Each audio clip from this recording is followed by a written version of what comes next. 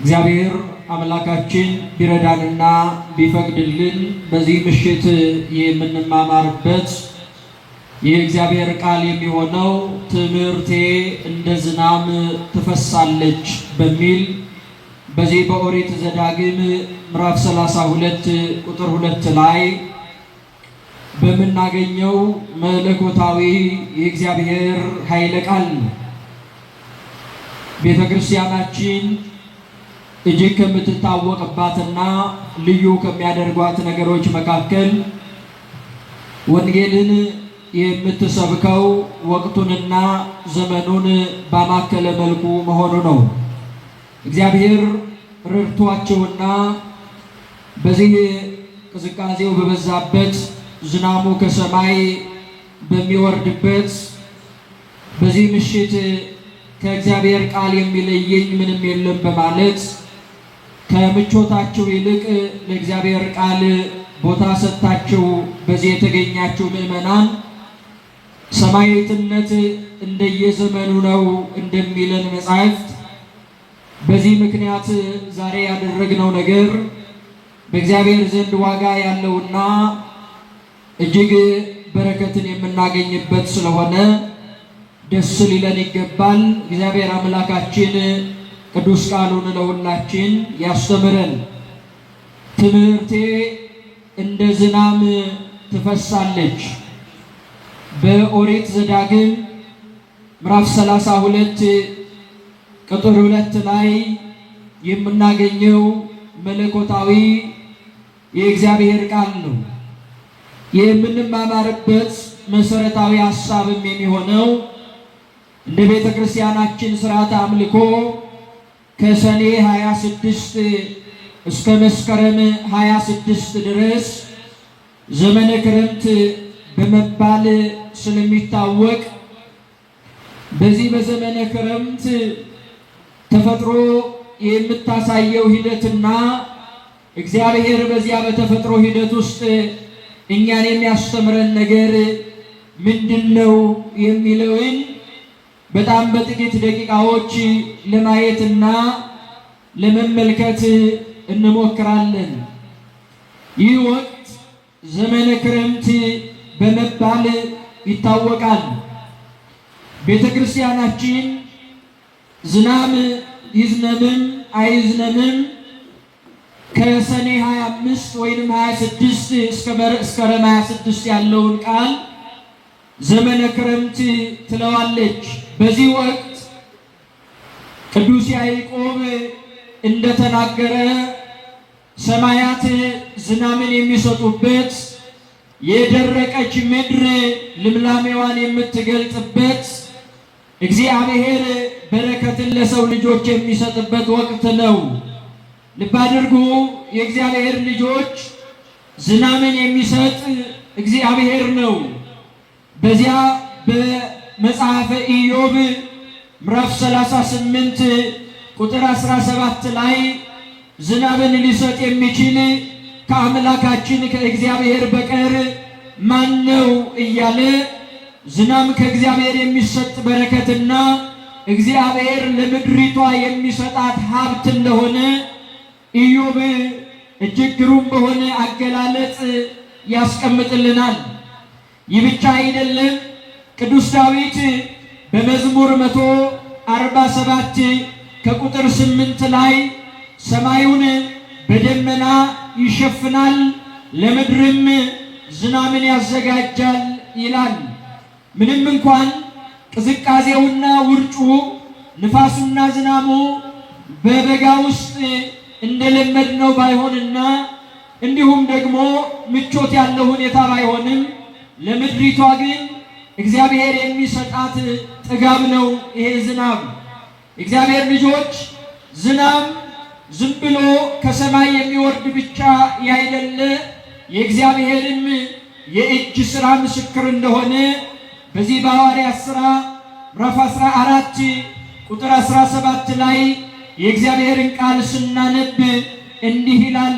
የእግዚአብሔር ልጆች ልብ አድርጉ። እንዲህ አለ፣ ከዚህ ሁሉ ጋር አለ ቅዱስ ጳውሎስ፣ ከዚህ ሁሉም ጋር መልካም ስራን እየሰራ ከሰማይ ዝናብን ፍሬ የሚሆንበትንም ወራት ሲሰጠን ልባችንንም በመብልና በደስታ ሲሞላ ራሱን ያለ ምስክር አልተወም ይላል። እግዚአብሔር አምላክ ስለ ሕልውናው ስለ መኖሩ እንደ ምስክር ሆኖ የሚያገለግለንም ዝናብ ነው። እግዚአብሔር አምላክ ወቅትን ጠብቆ ዘመናትን አዘጋጅቶ ማዝነሙ ለዚህ ምስክር ነው። ሁላችን ልናውቀው የሚገባው ነገር ታዲያ በጣም ባጭሩ በዚህ ላይ ውሃ ታች ውሃ በሆነበት ብዙዎች በተስፋ በሚጠብቁት ብዙዎች ደግሞ በውርጩና በቅዝቃዜው እጅግ በሚደክሙበት በዚህ በዝናብ ወቅት እግዚአብሔር አምላክ እኛን ምን ሊያስተምረን ፈልጎ ነው ብለን ቅዱሳን መጻሕፍትን ለጥቂት ደቂቃዎች እንመልከት። የመጀመሪያው ይሄ የክረምት ወቅት የሚያሳየንና የሚያስረዳን የእግዚአብሔርን ቸርነትና መለኮታዊ ጥበቃውን ነው።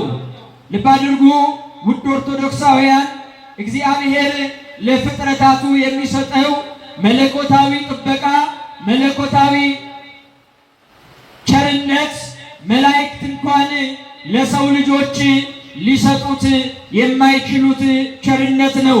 ለዛ ነው የነገረ መለኮት ሊቃውንት ይሄን የእግዚአብሔርን ጥበቃ ይሄን የእግዚአብሔርን ቸርነት ዲቫይን ፕሮቪደንስ ብለው እግዚአብሔር ብቻና ብቻ ሊሰጠን እንደሆነ አስረግጠው ይናገራሉ። ለዛም ነው በዚያ በመዝሙረ ዳዊት መዝሙር 65 ከቁጥር 9 አንስቶ ስንመለከት ነቢዩ ዳዊት እግዚአብሔርን ባመሰገነበት ምዕራፉ ላይ እንዲህ ይላል፣ ምድርን ጎበኛሃት አጠጣሃትም፣ ብልጽግናዋንም እጅግ አበዛህ፣ ዝናምን ታዘንባለህ፣ ቡቃያዋንም ትባርካለህ ይላል ቅዱስ ዳዊት። ልብ አድርጉ የእግዚአብሔር ልጆች፣ እቺ የደረቀችው ምድር፣ እቺ ቅጠሏ የረገፈ ሳሯ የጠወለገ የሆነችው ምድር በእግዚአብሔር ቸርነት በእግዚአብሔር ጉብኝት ትለመልማለች። ዛሬ የምታዩት አትክልት ሁሉ የምትመለከቱት እጽዋት ሁሉ ምናልባትም ጥር ላይ ምናልባትም ፀሐዩ የሚበረታበት ወቅት ላይ ብትመለከቱት ቅጠሉ ይረግፋል፣ ቢጫ ይሆናል፣ ልምላሜ የለውም። አንዳንዱ ደግሞ እስከነጭርሱ ሕይወት የለውም። አሁን በዚህ በክረምት ወቅት ደግሞ ስትመለከቱት የሚረገጠውም ሳር ለምለም ነው። የምታዩት እጽዋት ሁሉ ለምለም ነው፣ ሕይወት አለው፣ ሲያዩት ያምራል። ለምን ሲባል እግዚአብሔር በመለኮታዊ ጉብኝቱ ስለጎበኘው ነው። እንዲህ ባለው መለኮታዊ ጉብኝት አምላካችን እግዚአብሔር ሁላችንን ይጎብኘን። እንዲህ ነው ያለው ቅዱስ ዳዊት። ነቢዩ ዳዊት ሲናገር ምድርን ጎበኛሃት አጠጣሃትም ነው የሚለው። ልብ አድርጉ፣ እግዚአብሔር ምድርን ሲጎበኛት ለምለም ትሆናለች። እግዚአብሔር ምድርን ሲጎበኛት ሕይወት ያጣው ቅጠሏ ሕይወትን ያገኛል። ሕይወት ያጣው ነገር በሙሉ ሕይወትን ያገኛል። እግዚአብሔርም እኛን ሲጎበኘን እንዲሁ ነው። ልብ አድርጉ፣ ስለ ቅጠሉ ልምላሜ እኛ ተመልክተነው ለምልሟል፣ አድጓል፣ አብቧል እንላለን። ለምን ስንል እግዚአብሔር ስለጎበኘው ነው። ማን ስለጎበኘው ነው? ማን ስለጎበኘው ነው? በሕይወታችንም ብዙ የእግዚአብሔር ጉብኝት የሚያስፈልጋቸው ነገሮች አሉ። ምናልባትም ሕይወታችን፣ ምናልባትም ስራችን፣ ምናልባትም ትምህርታችን፣ ምናልባትም ደግሞ የምንለፋባቸው የምንወጣና የምንወርድባቸው ነገሮች እግዚአብሔር ካልጎበኛቸው ወገኖቼ ቅጠላቸው የሚረግፍ ልምላሜያቸው የሚደርቅ ነው። እግዚአብሔር ሲጎበኘው ግን የምንሮጥለት ነገር በሙሉ ሕይወት ያገኛል። የእግዚአብሔር ጉብኝት ባገኘው ጊዜ ግን ሕይወት ያጣው ነገራችን በሙሉ ሕይወትን ማግኘት ይችላል። ይሄ መለኮታዊ ጉብኝት ያስፈልገናል። እግዚአብሔር ልጆች እግዚአብሔርን በመለኮታዊ ጉብኝት በአምላካዊ ቸርነት ጎብኘኝ እንበለው። እግዚአብሔር የጎበኘው ሰው እግዚአብሔር ጎበኘኝ ብሎ ሊናገር ያስፈልገው። ቅጠሉ አፍ አውጥቶ ለምንም ያለው አይልም። እኛ ግን አይተነው ለምልሟል እንላለን። ማን ስለጎበኘው? ማን ስለጎበኘው? እግዚአብሔር ስለጎበኘው። እግዚአብሔር የጎበኘው ሰው ስለ ራሱ መናገር አያስፈልገው። እግዚአብሔር ጉብኝቱ በራሱ ስለሱ ስለሚመሰክርለት ማለት ነው። ልብ አድርጉ። ስለዚህ ይሄ ጉብኝት በሕይወታችን እንዲሆን ይሄ ክረምት ያስተምረናል። ልብ አድርጉ። ያቺን ኤልያስ ዝናብን ዘግቶ 3 ዓመት ከ3 ወር ተዘግቶ ምንም ያልነበራትን የሰራጵታዋን መበለት እንድትመለከቷ ተፈልጋለሁ። የእግዚአብሔር ሰው ነቢዩ ወደዚህች ወደ ሰራጵታዋ መበለት ቤት ገባ። የሚበላ ስጭኝ አላት። ምን የሚል ስጭኝ አላት? የሚበላ ነገር ስጭኝ አላት።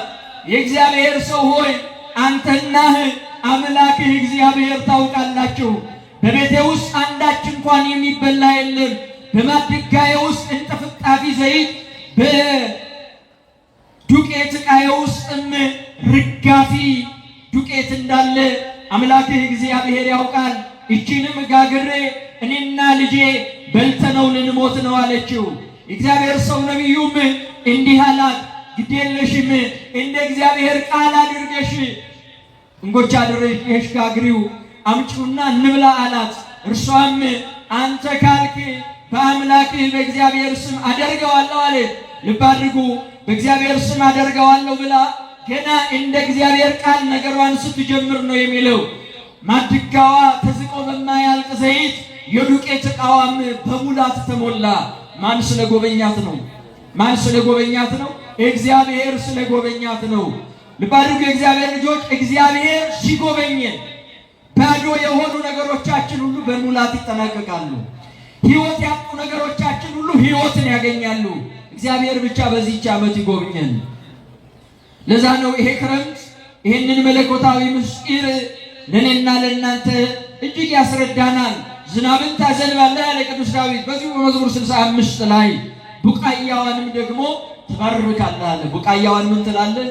ትባርካለህ። ልብ አድርጉ የእግዚአብሔር ልጆች፣ ይሄ የሚዘንመው ዝናብ ባይዘንም ኖሮ እኔና እናንተ የምንበላው እንጀራ እንኳን አይኖርም ነበር። ምናልባትም የእግዚአብሔርን ውለታ ረስተን ዝናቡን አማረን ከሆነ የምንበላቸው ነገሮች በሙሉ የሚከናወኑት በዝናብ አማካኝነት ነው። ዝናብን መስጠት ብቻ አይደለም፣ የምድርን ቡቃያ ነው የሚለው ቅዱስ ዳዊት። ትባርካለህ ይላል። እግዚአብሔር እጆቻችንን ስራ ሁሉ ይባርክልን። እግዚአብሔር ቡቃያዋን ሲባርክ ምድር ሁሉ ትጠግባለች። በማቡራኬ በእግዚአብሔር ቡራኬ። ልብ አድርጉ የእግዚአብሔር ልጆች፣ የእኛ ጌታ ሲባርከው ውሃው እንኳን ጣዕም የሌለው ውሃው እንኳን እንደ ወይን ጠጅ ጣዕም ያለው ነገር ነው የሚሆነው። ልብ አድርጉ። ስለዚህ ቡቃያዋን ትባርካለህ ይላል ቅዱስ ዳዊት። እግዚአብሔር የባረከው ነገር ሁሉ ይበዛል። እግዚአብሔር የባረከው ነገር ሁሉ ይለመልማል። እግዚአብሔር የባረከው ነገር ሁሉ ለበረከት ይሆናል። የእጆቻችንን ስራ እግዚአብሔር ካልባረከ ከንቱ ነው። የእጆቻችንን ስራዎች ሁሉ እግዚአብሔር እንዲባርክልን ካላደረግን ወገኖቼ በምንሰራው ስራ ትርፋማ አንሆንም። በረከት ያለን ሰዎች አንሆንም። ከእግዚአብሔር የሆነውን በረከት ከተማመንን ግን እግዚአብሔር በረከትን ይሰጠናል። እንዲህ እኮ ነው የሚለው። ልብ አድርጉ። ኤልያስ ሰማይን ዘጋ፣ ምድር ሁሉ ተራበች። ነገር ግን ኤልያስ ሰማይ እንዲከፈት ጸለየ ነው የሚለው። የእግዚአብሔርን በረከት ጎበኛቸው። በዚያ በያዕቆብ መልእክት ምዕራፍ 5 ቁጥር 18 ላይ ሰማዩም አለ ዝናብን ሰጠ፣ ምድርም ፍሬዋን አበቀለች አለ። ሰማዩ ምንን ሰጠ? ዝናብን ሰጠ። ምድርም ምኗን አበቀለች? ፍሬዋን አበቀለች። አያችሁ፣ የእግዚአብሔር በረከት ይሄ ነው ማለት ነው። ስለዚህ ይሄ ክረምት በቅድሚያ የሚያሳየንና የሚያስረዳን ነገር የአምላካችን የእግዚአብሔርን መለኮታዊ ጥበቃና አምላካዊ ቸርነቱን ነው። ስለዚህ በዚህ ወቅት ሰማዩን ተመልክተን የእግዚአብሔርን ስራ ግሩም እንላለን። ነቢዩ ኢዮብ በመጽሐፉ እንደተናገረው በመጽሐፈ ኢዮብ ላይ ኢዮብ እንደተናገረ ከአምላካችን ከእግዚአብሔር በቀር ዝናብን የሚሰጥ ማን ነው እያለ ይቺ ምድር ከባይሯ ላይ በኢቫፖሬሽን ሲስተም በደመና ቋጥራ የምታወርደውን ዝናብ እግዚአብሔር ካልፈቀደ እንኳን የዓለም መንግስታት ዝናብን መስጠት ስለማይችሉ ግሩም እግዚአብሔር እያለ እናመሰግናለን። ለዛ ነው በሐዋርያት ሥራ ምዕራፍ 14 ላይ ወኢያደገ ርእሶ ዘእንበለ ሰማይት ይላል። ራሱን አለ ያለ ምስክር አልተወ። የአምላካችን የእግዚአብሔር ምስክር የእጁ ስራ ሁሉ ተአምር ነው ዝናብ። ቅዱስ ያዕቆብም ለዛ ነው ሲናገር እንዲህ ያለ ምድርኒ ለመሰጥየት ዝናመ ዘይወርድ ላዕሌሃ ትወልድ ሳይረ አለ። ምድር እንኳን አለ በላይዋ ላይ የወረደውን ዝናብ በጠጣች ጊዜ ሳርን ትሰጣለች አለ፣ ቅጠልን ትሰጣለች አለ፣ ሕይወት ያለውን ነገር ታበቅላለች አለ። የምትረገጠው ምድር አዎ ያቺ በበጋው ወራት ተሰነጣጥቃ የነበረችው ምድር አዎ ማን ስለጎበኛት? አምላካችን እግዚአብሔር ስለጎበኛት። ይሄን የእግዚአብሔርን ጉብኝት ለሁላችን ያደርግልን። ሁለተኛ ይሄ የክረምት ወቅት የእግዚአብሔር ቃል ምሳሌ ነው። የማ ቃል ምሳሌ ነው? የእግዚአብሔር ቃል ምሳሌ ነው። የተነሳንበትን ርዕስ አስተውሉ። ትምህርቴ ነው የሚለው እንደ ዝናብ ትፈሳለች ነው የሚለው። ትምህርቴ እንደምን ትፈሳለች? እንደምን ትፈሳለች? እንደ ዝናብ ትፈሳለች። ዝናብ ከሰማይ ወርዶ ምድርን ሳያረሰርስ ፍሬን ሳያበቅል ወደ ሰማይ አይመለስም። እንደምታውቁት ምናልባትም እንደወረደበት ቦታ ይለያይ እንጂ መልካሙ መሬት ላይ ዝናብ በወረደ ጊዜ መሬቱን ሳያረሰርስ ፍሬም ሳያበቅል ወደ ሰማይ አይመለስም። ልብ አድርጉ የእግዚአብሔር ልጆች፣ የእግዚአብሔር ቃልም እንደዚሁ ነው። በሰማነው ጊዜ ልባችንን ክፍት አድርገን ለእግዚአብሔር ቃል ቦታ በሰጠን ጊዜ የእግዚአብሔር ቃል በሕይወታችን ታላቅ የሆነን ነገር ያደርጋል። ምን አይነት ነገርን ያደርጋል? ምን አይነት ነገርን ያደርጋል? ታላቅ የሆነ ነገርን ያደርጋል። እንዲህ ነው የሚለው በዚህ በትንቢተ ኢሳይያስ ምዕራፍ 55 ቁጥር 10 ላይ ስንመለከት የአምላካችን የእግዚአብሔር ቃል እንዲህ ሲል ይመሰክራል። ዝናብና በረዶ ከሰማይ እንደሚወርድ አለ። ዝናብና በረዶ ከሰማይ ላይ እንደሚወርድ ምድርንም እንደሚያረካት ታበቅልና ታፈራ ዘንድም እንደሚያደርጋት ዘርንም ለሚዘራ እንጀራንም ለሚበላ እንደሚሰጥ እንጂ ወደ ሰማይ እንደማይመለስ አለ ነብዩ ኢሳይያስ። ልብ አድርጉ በዚህ ቃሉ ላይ ወደ ሰማይ እንደማይመለስ። ከዛ እግዚአብሔር አምላካችን ምን አለ? ከአፌ አለ የሚወጣው ቃሌ እንዲሁ ይሆናል፣ የምሻውን ሁሉ ያደርጋል፣ የላኩትንም ይፈጽማል እንጂ ወደ እኔ በከንቱ አይመለስም። እናንተም በደስታ ትወጣላችሁ፣ በሰላምም ትሸኛላችሁ፣ ተራሮችም ኮረብቶችም በፊታቸው እልልታን ያደርጋሉ ይላል የእግዚአብሔር ቃል። ስለ ቃሉ የአምላካችን የእግዚአብሔር ስሙ የተመሰገነ ይሁንልን። ልብ አድርጉ የእግዚአብሔር ልጆች፣ ዝናብ ይወርዳል ይላል፣ ለምድር ልምላሜን ይሰጣል፣ ታበቅላለች፣ ለሚፈልገው ሁሉ የሚበላውን እንጀራ ትሰጣለች አለ። ይህ ምሳሌ ነው። ቃሌም አለ ከአፌ የሚወጣው ቃል የላኩትን ነገር ሳያደርግ ከቶ ወደ እኔ ምን አይልም አይመለስም። እናንተ በሰላም ትወጣላችሁ፣ በእልልታም ትመለሳላችሁ፣ በምስጋናም ትመለሳላችሁ፣ ኮረብቶችና ተራሮችን እልል ይላሉ ብሎ አምላካችን እግዚአብሔር ተናግረዋል። ስለዚህ የእግዚአብሔር ልጆች ይሄ ወቅት ከሰማይ የሚወርደው ዝናብ የሚያስተምረንና የሚያስረዳን ነገር ቢኖር የእግዚአብሔር ቃል በሕይወታችን የሚያመጣውን ታላቅ ነገር ነው። የእግዚአብሔር ቃል ተስፋ ለቆረጡ ሰዎች ተስፋ ነው። የእግዚአብሔር ቃል ላዘኑ ሰዎች መጽናኛ ነው። የእግዚአብሔር ቃል ሕይወት ላጣው ነገራችን ሁሉ ሕይወትን የሚሰጥ ነው። ለእግዚአብሔር ቃል ጆሮ ዳባ ልበስ ካልን ወገኖቼ ብዙዎች የሚቀልዱብን ነው የምንሆነው። ዛሬም ላይ በዘመናችን ለእግዚአብሔር ቃል ልባቸውን የደፈኑ ጆሮአቸውን የዘጉ ሰዎች የቃሪያ እምነት እያሉ እንኳን ቤተ ክርስቲያንን ባልትና ሲያስመስሏት ተመልክተናል። ባድርገ የእግዚአብሔር ልጆች እግዚአብሔር ከፍ ያለውን ነገር በቃሉ በኩል ያደርጋል። ቅዱስ ኤፍሬም ሶርያዊ እንዲህ ነው ያለው፣ ዝናብ አለ ለደረቀች ምድር ሕይወትን እንደሚሰጥ አለ። ዝናብ ለደረቀች ምድር ምንን እንደሚሰጥ? ሕይወትን እንደሚሰጥ። የእግዚአብሔርን ጸጋና ቃል በኃጢአት ለደረቀችው የሰው ነፍስ ሕይወትን ይሰጣል ይላል። እቺ ምድር ዝናብን ባላገኘች ጊዜ ትደርቃለች። መድረቅን ብቻ አይደለም ሕይወትን ታጣለች። ሕይወትን ማጣት ብቻ አይደለም፣ ሕይወት ያለውን ነገር ማስገኘት አትችልም። ዝናብ ግን ከሰማይ በወረደ ጊዜ እቺን ምድር ሕይወት ይሰጣታል። እንድታፈራ እንድታበቅል ያደርጋታል። የእግዚአብሔርም ቃል ደግሞ አለ በኃጢአት ለደከመችው በኃጢአት ለደረቀችው የሰው ነፍስ ሕይወትን ይሰጣል አለ። ምንን ይሰጣል? ሕይወትን ይሰጣል። ዛሬ ያገኛችሁት በጎ ዕድል ነው። በሁኔታዎች እንኳን ሳይገደቡ ወንጌልን መስማት የጸኑት ሰዎች ምሳሌ ነው። ስለዚህ ሕይወትን የምናገኝበት ቃሉ እንደሆነ የእግዚአብሔር ልጆች በሚገባ ማወቅና መረዳት አለብን።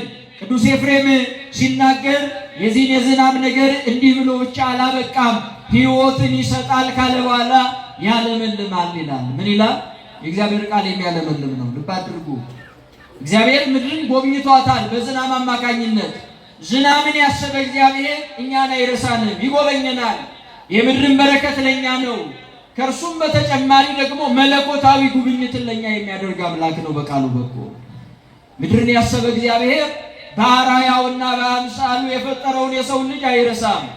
ምድርን አስቦ ቀጠሮን ጠብቆ ዝናብን የሰጠ እግዚአብሔር እኛንማ እንዴት ያከብረን! የሰውን ልጅ ከምድር አፈር አበጀው ብቻ እኮ አይደለም የሚለው እግዚአብሔር ቃል በአፍንጫውም የሕይወትን እስትንፋስ እፍ አለበት ይላል። በዚያ በመጽሐፈ ኢዮብ ላይ ሁሉን የሚችል የእግዚአብሔር መንፈስ ፈጠረኝ፣ የሕያው አምላክ እስትንፋስን ሕይወትን ሰጠኝ እንዳለ የእግዚአብሔር እስትንፋስ እፍ የተባለብን በአርአያ ሥላሴ በአምላካችን በእግዚአብሔር አርአያና አምሳል የተፈጠርነውን የሰው ልጆችማ እንደምን ከዚህ አብልጦ ይሰጠናል? ስለዚህ መለኮታዊ ጉብኝትን በዚህ በክረምት ወቅት እንማራለን። እግዚአብሔር እንዴት ባለ መለኮታዊ ጉብኝት ምድርን እንደሚጎበኛት። ይህ ብቻ አይደለም። ይሄ የክረምት ወቅት መከራንም ደግሞ የምንለማመድበት ወቅት ነው። ምንን የምንለማመድበት ወቅት ነው? መከራን የምንለማመድበት ወቅት ነው። ቅዱስ ኤፍሬም መልሶ እንዲህ አለ፣ በክረምት ወቅት ምድር በጥቁር ደመና እንደምትሸፈን አለ። በምን ደመና እንደምትሸፈን? ሰማዩን ስትመለከቱት ዝናብን ቋጥሯል። ስለዚህ ጥቁር ነው፣ ያስፈራል። የፀሐይን ብርሃን እንኳን እንዳናገኝ እስከ መከልከል አቅም አለው የደመና ጥቁረት። ልብ አድርጎ የእግዚአብሔር ልጆች በክረምት ወቅት ምድር በጥቁር ደመና እንደምትሸፈንና ነጎድጓድ እንደሚሰማ። ዛሬ መብረቅ ቢጮህ በስመ አብ ወወልድ ወመንፈስ ቅዱስ እንላለን፣ አስደንጋጭ ስለሆነ ማለት ነው። ነጎድጓድ በተሰማ ጊዜ እንደነግጣለን። አያችሁ፣ ይሄ የመከራ ተምሳሌት ነው። እንዲህ እንደሚሆን አለ ቅዱስ ኤፍሬም፣ ክርስቲያንን በሕይወቱ መከራና ፈተና ሲመጣበት ከዚያ በኋላ የሚመጣውን ሰማያዊ በረከት መንፈሳዊ ሀብት በትዕግስት መጠበቅ እንዳለበት የክረምት ወቅት ያስገነዝበናል። በዚህ በክረምት ወቅት እንደምትመለከቱት ሰማዩ ጥቁር ነው፣ ላዩ ውሃ ታቹ ውሃ ነው፣ አይመችም። እዚህ ለመምጣት እንኳን አቤት ስንቱን መከራ እያችሁ ከዝናቡ ጋር ስትሯራጡ አባራ አላባራም ስትሉ ብዙ መከራ። ዝናቡ ባይኖር መከራ አልነበረም ነበር። ነገር ግን ግዴላችሁም አለን ቅዱስ ኤፍሬም፣ ይሄ እግዚአብሔር ለትምህርታችን አስቀመጠልን። በሕይወታችን እንደ ክረምት መከራ የሚመስሉ ብዙ ነገሮች ይገጥሙናል አለ። ምክንያቱም ክርስቲያን በዚህ ምድር ላይ ሲኖር ከመከራ ተለይቶ ይኖራል ብሎ የሚነግረን የእግዚአብሔር ቃል ስለሌለ ማለት ነው። ነገር ግን ገበሬ በክረምት ወቅት ምርጡን ዘር ከጭቃ ጋር ወስዶ የሚደባልቀው በፍሬው ዘመን ፍሬን ለማግኘት ነው። ስለዚህ ክርስቲያንም ይህንን የክረምት ወቅት በትዕግስትና በልዩ ልዩ ነገሮች አሳልፎ የመስከረሙን ብርሃን ይናፍቃል፣ በትዕግስትም ያገኛል። ዛሬ ይሁን ስላልን ክረምቱ አያልፍም። የማን ተፈጥሮ አሰራር ስለሆነ? እግዚአብሔር የተፈጥሮ አሰራር ስለሆነ ማለት ነው። መከራም እንዲሁ ነው። ትዕግስትን ያለማምደናል። አባቶች ሲናገሩ መከራ ምንን ያስለምዳል ይላሉ? ብልሃትን ያስለምዳል ይላሉ። ዝም ብለን ቆመን ይሄ ዝናብ ደግሞ እያልን ዝናቡን ብንረግመው ወይ ዝናቡ አይቆምም ወይ እኛ እንጠለልም። ነገር ግን ጥላን ይዘን ዝናቡን እናልፈዋለን። ጥላን ብቻ አይደለም፣ ከዛም በተሻለ መንገድ ብርዱን በብዙ ነገሮች እንሻገራቸዋለን። ክርስቲያንም እንዲህ ነው እያለን ነው። ፈተና ትዕግስትን ያደርግልናል እያለን ነው ቅዱስ ኤፍሬም። እንደዛ አይደለም የሚለው በዚያ በያዕቆብ መልእክት ምዕራፍ 1 ላይ ስንመለከት ልዩ ልዩ መከራና ልዩ ልዩ ፈተና ሲደርስባቸው እንደ ሙሉ ደስታ ቁጠሩት ነው የሚለን እግዚአብሔር ቃል። ለምን? ያ ትዕግስትን የሚያስለምዳችሁ ነውና ይላል። ስለዚህ ክረምት ትዕግስትን ያስለምደናል። ጭቃ ነው፣ ጎርፍ ነው፣ ብርድ ነው። ከዚህ ጀርባ ደግሞ ብዙ ነገሮች አሉት። ነገር ግን የመስከረሙን ፀሐይ እናያለን። ገበሬ በዚህ በጭቃ ውስጥ በዝናብ ውስጥ ሆኖ ይዘራል። ቀጣይ ደግሞ የመስከረሙን ነገር እየናፈቀ ማለት ነው። ባድርጉ ዝናብ በወንጌልም የመከራ ምሳሌ የፈተና ምሳሌ ተደርጎ ተወስዷል። ጌታችን ኢየሱስ ክርስቶስ ይህንን ቃሌን ሰምቶ የሚያደርገው ቢኖር አለ ቤቱን በአለት ላይ የሰራ ብልህ ሰው ይመስላል። ቃሉን ሰምቶስ የማያደርገው በአሸዋ ላይ እንደተተከለ መሰረትም እንዳለው ነገር ይመስላል።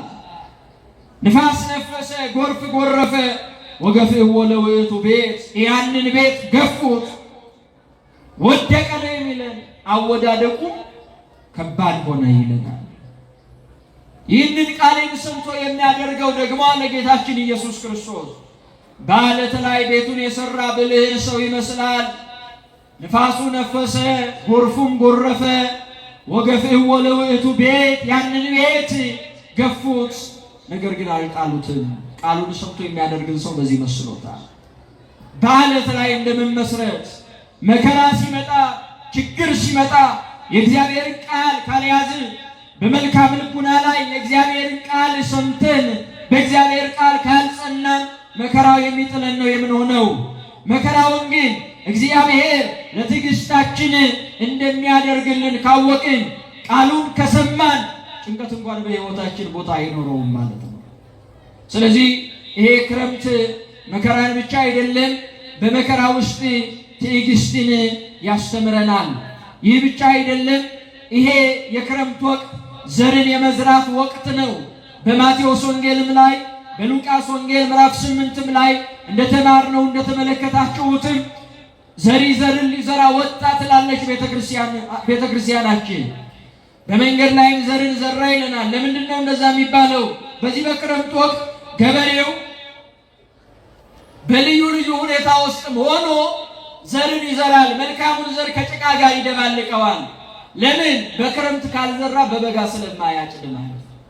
በክረምት ግዴታ መዝራት መቻል አለበት። በምን ለማጨድ? በበጋ ለማጨድ። ክረምት በዚህ ምድር ላይ የምንኖረው ኑሯችን ነው። ክረምት በዚህ ምድር ላይ የምንኖረው ቆይታችን ነው። በዚህ ምድር ላይ ስንኖር በሕይወታችን ብዙ አይነት መልካም ዘሮችን ልንዘራ ያስፈልጋል። በብዙ አይነት መልካም ዘሮች ልናፈራ ያስፈልገናል።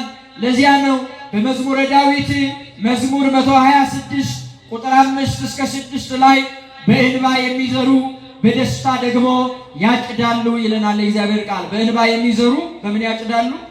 በምን ያጭዳሉ? በደስታ ያጭዳሉ።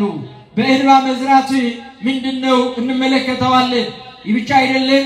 ነቢዩ ሆሴዕ በትንቢተ ሆሴዕ ምዕራፍ 10 ቁጥር 12 ላይ እንዲህ ይላል። ልብ አድርጉ። እግዚአብሔር አለ መጥቶ ጽድቅን እስኪያዘንብላችሁ ድረስ እርሱን የምትሹበት ዘመን ነውና ለእናንተ ደግሞ በጽድቅ ዝሩ፣ እንደ ምሕረቱም መጠን እጨዱ፣ ትጋታቸውንም ረሱ ይለናል ነቢዩ ሆሴዕ። ልብ አድርጉ። ክፋትን አርሳችኋል፣ ኃጢአትንም አጭዳችኋል፣ የሐሰትንም ፍሬ በልታችኋል፣ በኃያላን ብዛት በመንገድም ላይ ታምናሃልና ይላል። ልብ አድርጉ። ክፋትን የሚዘራ ሰው፣ ክፋትን የሚያርስ ሰው ኃጢአትን ያጭዳል። ኃጢአትን የሚያጭድ ሰው የሐሰትን ፍሬ ይበላል። የክፋት ስሯ ኃጢአት ነው። ኃጢአትን የሚያደርግ ሰው ደግሞ ደሞዙ ሞት ነው። ስለዚህ ሆሴዕ ምን አለን? በጽድቅ ዝሩ አለን። በምን ዝሩ? በጽድቅ ዝሩ። እንደ እግዚአብሔር ቃል መኖር በጽድቅ መዝራት ነው። የእግዚአብሔርን ቃል በሕይወታችን መያዝ በጽድቅ መዝራት ነው። የመንፈስ ፍሬዎችን መዝራት፣ በቅድስና መኖር፣ እግዚአብሔርን መስሎ ለመኖር ራስን ማለማመድ በጽድቅ መዝራት ነው። አለበለዚያ በስጋዊ ነገሮቻችን ብቻ የምንዘራ ከሆነ ግን ልብ አድርጉ የእግዚአብሔር ልጆች በመከራ የምንወድቅ ነው የምንሆነው። ኃጢአትን ዘርታችኋልና መከራን ታጭዳላችሁ ነው የሚለን። ስለዚህ ምንድነው ማድረግ ያለብን? በእንባ መዝራት ነው ያለብን። በምን መዝራት ነው ያለብን? በምን መዝራት ነው ያለብን? በእንባ መዝራት። ሌላኛው ይሄ ክረምት ወቅት የሚያስተምረን ነገር ንስሐን ነው። ምን ነው የሚያስተምረን? ንስሐን ነው የሚያስተምረን። እንባን ነው የሚያስተምረን። ልብ አድርጉ።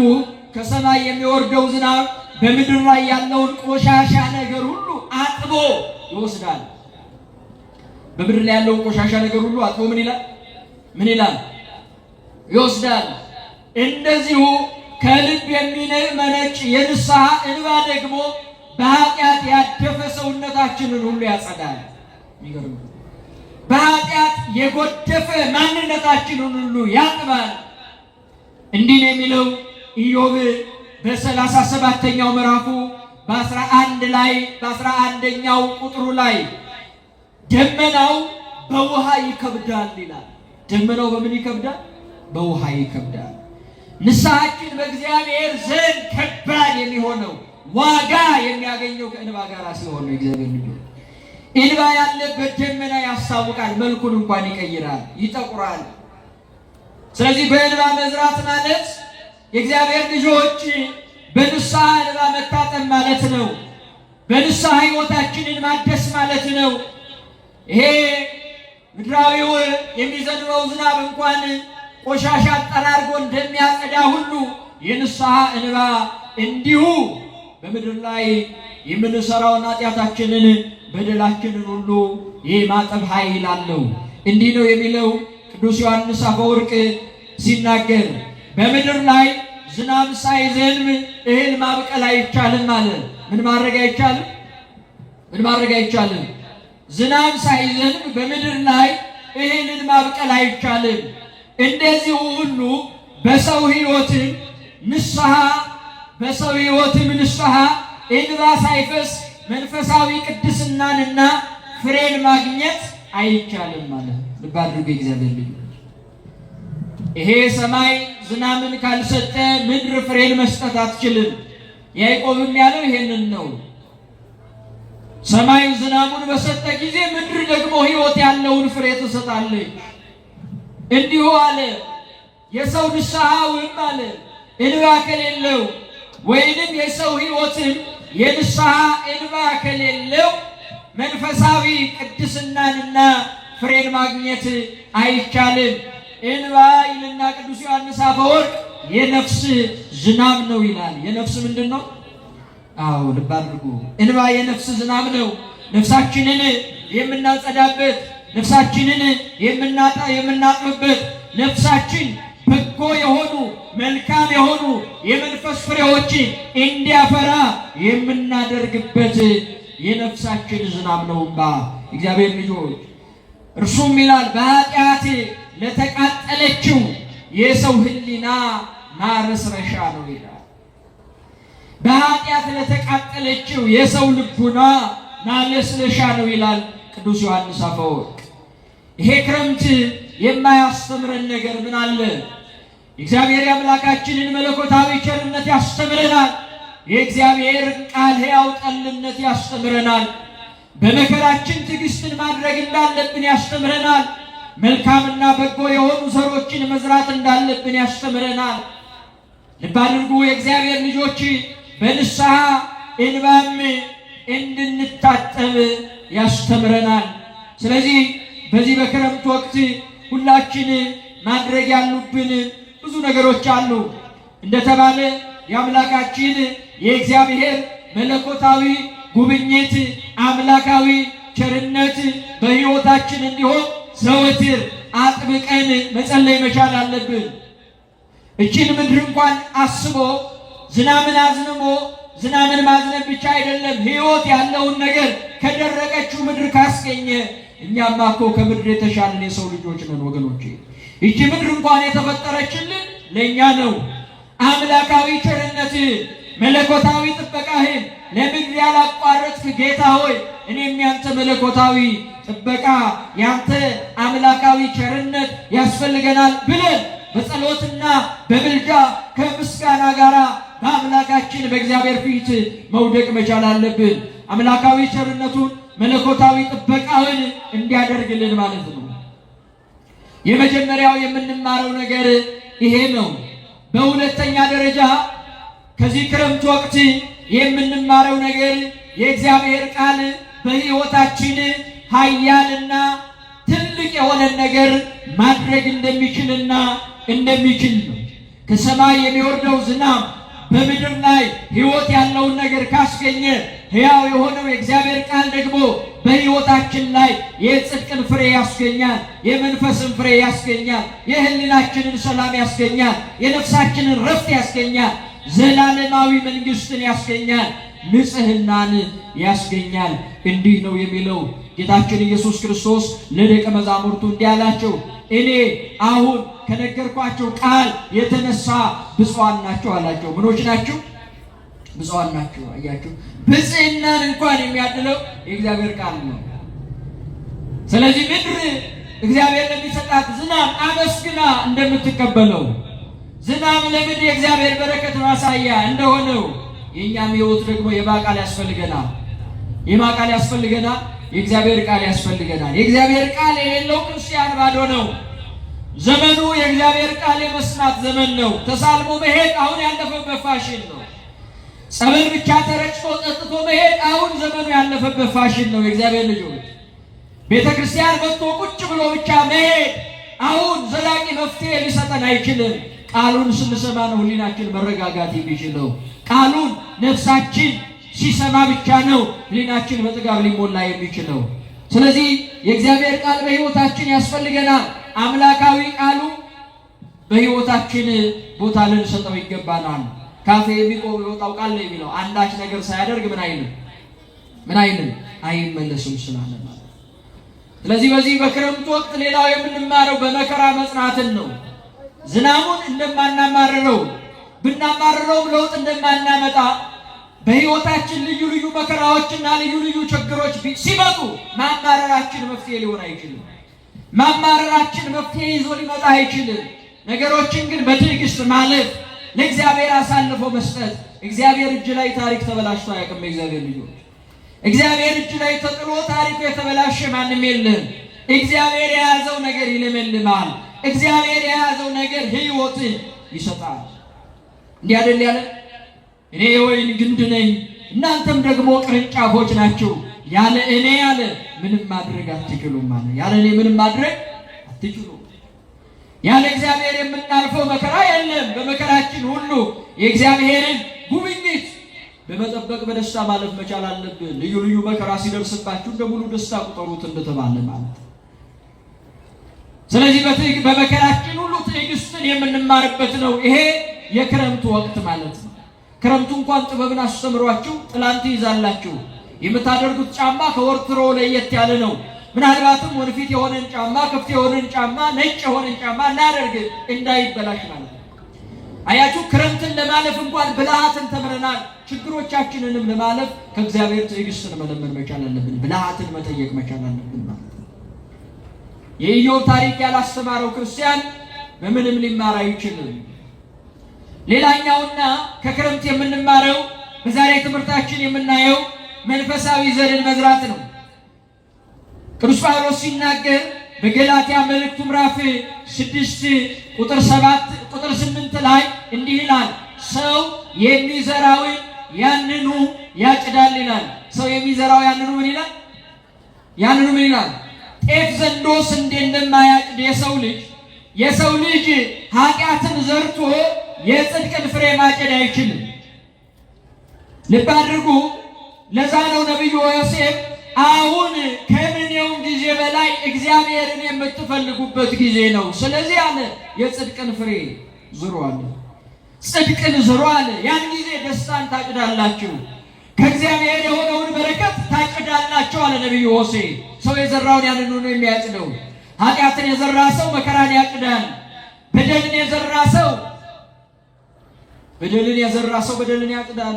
ባርገ እግዚአብሔር ልጆች የዘራነው ያንኑን ስለምናጭድ በመንፈስ መዝራት አለብን። የዘላለም የሆነው የእግዚአብሔርን ቃል ማጨድ እንድንችል፣ የመንፈስ ፍሬን ማጨድ እንድንችል በጽድቅ መዝራት መቻል አለብን። ስለዚህ በዚህ በክረምቱ ወቅት እኛም በልባችን ምድር ላይ ጸሎትን እንዝራ።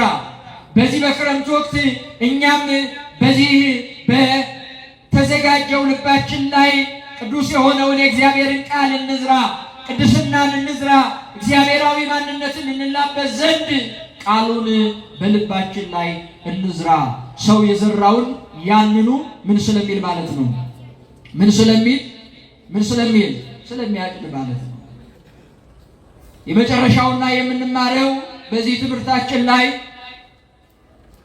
አምላካዊ ቸርነቱን መለኮታዊ መግቦቱን ለሚያሳየን እግዚአብሔር መልስን መስጠት ነው። ምንን መስጠት?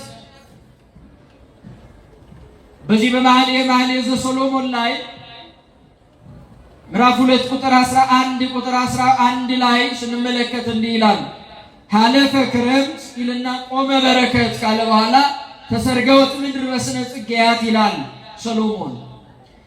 ምድር በክረምት ወቅት ለጠጣችው ዝናብ ለእግዚአብሔር መልስን ትሰጣለች። ለማን መልስን ትሰጣለች? እነሆ ክረምት አለፈ፣ ዝናቡም አልፎ ሄደ፣ ዝናቡም ቆመ፣ አበቦችም በምድር ላይ ተገለጡ ይላል። የዜማ ጊዜም ደረሰ። በመኃልየ ዘሰሎሞን ምዕራፍ 2 ቁጥር 11 ላይ የምናገኘው የእግዚአብሔር ቃል ነው። ስለዚህ የእግዚአብሔር ልጆች ምድር ለጠጣችው ዝናብ ለእግዚአብሔር በዘሯ አማካኝነት በፍሬዋ አማካኝነት ነው መልስ የምትሰጠው። እኛም ለተማርነው የእግዚአብሔር ቃል ለእግዚአብሔር መልስ መስጠት የምንችለው በፍሬና በፍሬ በኩል ነው። ያዕቆብ ያለውን ቃል ልደግመው ፈልጋለሁ። ምድርኒ ለእመሰትየት ዝናመ ዘይወርድ ላዕሌሃ ትወልድ ሳዕረ ይላል። ምድር እንኳን አለ ዝናምን ለሰጣት ለእግዚአብሔር በፍሬዋ በኩል በልምላሜዋ በኩል መልስን ትሰጣለች። ምድር ብድራቷን ትመልሳለች። የእግዚአብሔርን ጉብኝት ቸል ብላ አታልፈው፣ ለእግዚአብሔር መልስን ትሰጣለች። ስለዚህ እኛ ለእግዚአብሔር መልስን የምንሰጠው በምናችን በኩል ነው? በፍሬያችን በኩል ነው ማለት ነው። ልብ አድርጉ የእግዚአብሔር ልጆች፣ የእግዚአብሔርን ቃል ተምረን ከሆነ ከቅዱሱ ከእግዚአብሔር መንፈስ ተምረን ከሆነ የምናፈራው ፍሬ ሁሉ የጽድቅ ፍሬ ነው። የምን ፍሬ ነው? የጽድቅ ፍሬ ነው። የቅድስና ፍሬ ነው። ወደ እግዚአብሔር የሚያቀርበን ፍሬ ነው። ስለዚህ ለአምላካችን ለእግዚአብሔር መለኮታዊ መግቦት፣ ላስተማረን ቃሉ፣ ለጠበቀን ጥባቆቱ፣ ለሰጠን ቸርነቱ፣ ላስተማረን ትምህርቱ በፍሬያችን በኩል ፍሬ አፍርተን መልስ እንድንሰጥ የአምላካችን የቅዱስ የእግዚአብሔር ስሙ ፈቃዱ ይሁንልን። ትምህርቴም እንደ ዝናም ትፈሳለች። የቀደመች የቅዱሳን አባቶቻችን በረከታቸው ድል የማትነሳ ሃይማኖታቸው ሰማያዊትም የሆነች ቀናይት መንገዳቸው አትለየን። አምነው ነበር ካዱ፣ ተሰብስበው ነበር ተበተኑ፣ ቀርበው ነበር ራቁ፣ ዘምረው ነበር ዘፈኑ ከመባል አምላካችን ቅዱስ እግዚአብሔር ሁላችንን ይሰውርን። ቃሉን ለመስማት ያለን ፍላጎት፣ በጾም ያለን ብርታት፣ በጸሎት ያለን ጽናት ሳይቀንስ መንፈሳዊ በረከትን በእምነት በጸበሉ በቅዱስ መስቀሉ ተቀብለን ስጋውን በልተን ደሙን ጠጥተን የመንግስቱ ዜጎች እንድንሆን አምላካችን ቅዱስ እግዚአብሔር ይፍቀድልን። ወስብሐት ለእግዚአብሔር። ይቆየን።